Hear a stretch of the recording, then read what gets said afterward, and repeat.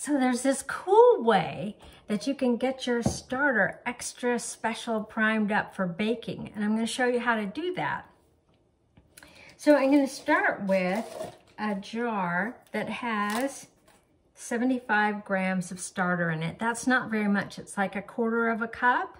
You can do it by volume, but doing it by weight is better. So there's 75 grams of that there. And then I'm going to put in 75 grams of flour. This happens to be rye flour. Whoa! And then 75 grams of lukewarm water. Nice. And I'm going to stir it up. So some bakers do a 50 gram, 50 gram, 50 gram thing. Others do 25, 25, 25. The point is it needs to be 1-1-1 ratio, right?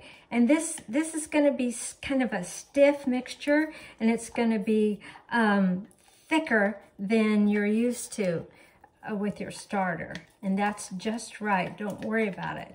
And then, yeah, it's so sticky. And then I'm going to mark the top layer of where it is, which I can see, but maybe you can't, so that I'll know when it doubles. Yes. And I'm going to put a loose lid on it like that, or one of my favorites is this guy, like that. Then it needs to go in a warm place, really warm, like 78 to 82 degrees.